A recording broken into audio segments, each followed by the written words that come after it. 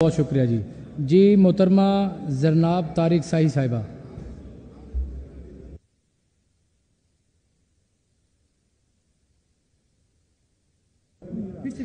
بسم اللہ الرحمن الرحیم. ایاک نعبد و ایاک نستعین.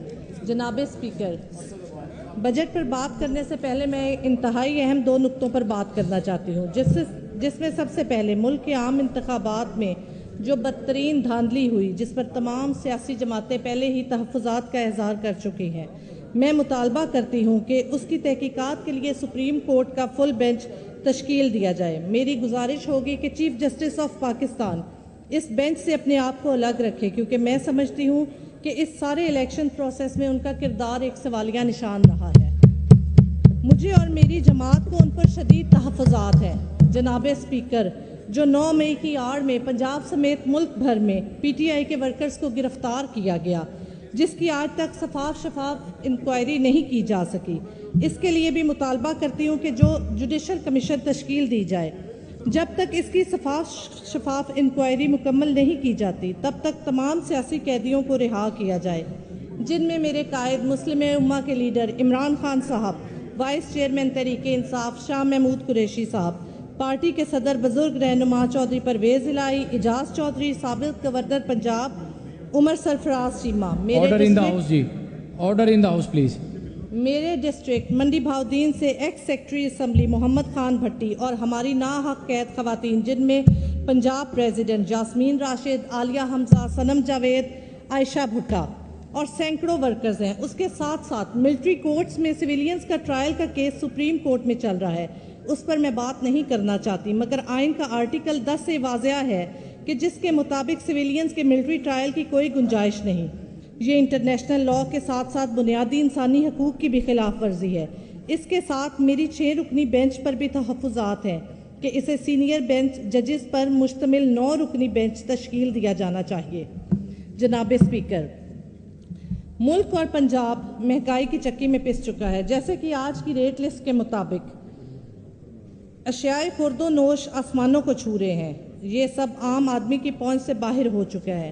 مجھے حکومت یہ بتائے کہ ایک مزدور جس کی اجرت 800 سے 1000 روپے ہے، وہ کیسے ایک خاندان کو 2 وقت کا کھانا مہیا کر سکتا ہے، جبکہ حکومت آج بھی اربوں روپے لگا کر میٹرو پروجیکٹس شروع کرنے جا رہی ہے اور غریب آدمی کے منہ سے 2 وقت کا نوالا چھن چکا ہے. جناب اسپیکر، میرے پاس اس وقت ایک عام گھرانے کا بجلی کا بل موجود ہے، جس میں 188 یونٹ استعمال کیے گئے اور اس کی قیمت 10,200 روپے سے زائد ہے. مجھے یہ مسلط شدہ حکومت کی وزیر اعلیٰ بتائیں کہ کب وہ اپنا وعدہ، جس میں انہوں نے کہا تھا کہ 300 یونٹ فی گھر مفت دینے کا، وہ پورا کر رہی ہیں. جناب اسپیکر، رمضان پیکج کے نام پر پنجاب کے خزانہ کو اربوں کا نقصان پہنچایا جا رہا ہے. لیا میں ایک ٹھیکیدار نے رمضان پیکج کے لیے 3600 روپے کی کوٹیشن دی، لیکن یہ ٹھیکہ 3810 روپے میں دیا گیا. 210 روپے فی پیکج ٹیکہ لگایا گیا ہماری عوام اور خزانہ کو.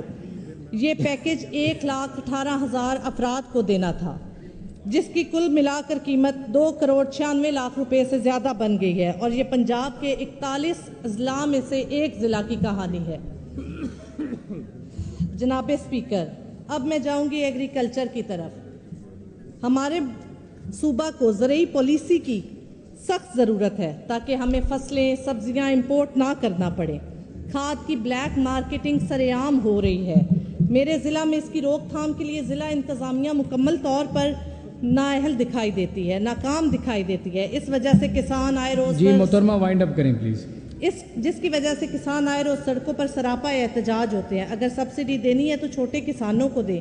ٹریکٹر، زرعی مشینری، اچھا بیج، رعایتی نرخ پر کھاد دیں. منڈیوں تک رسائی یقینی بنائیں. مڈل مین آڑتی کا کردار ختم کریں. خالی پڑی سرکاری زمینیں زرعی گریجویٹس کو دی جائیں. جناب اسپیکر، آخر میں صرف ایک بات کرنا چاہوں گی، کائنڈلی مجھے صرف 1 منٹ دیجیے گا.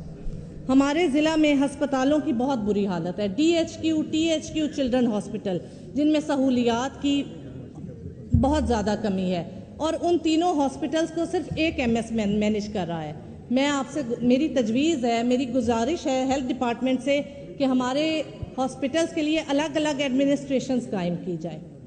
ہمیں وہاں پہ فنڈز درکار ہیں، ہمیں سکولز کے لیے فنڈز درکار ہیں، روڈز کے لیے فنڈز درکار ہیں، ہمارے پاس قبرستان کی صحیح جگہ نہیں ہے، قبرستان میں وہ ہمارے پیاروں کی قبروں کی بے حرمتی کی جا رہی ہے، جو شہر میں ہمارا مین قبرستان ہے، ہمارے شہر کی آبادی 3 لاکھ سے زیادہ ہے، جی وہاں پہ بہت شکریہ محترمہ، بہت شکریہ، آپ کا پوائنٹ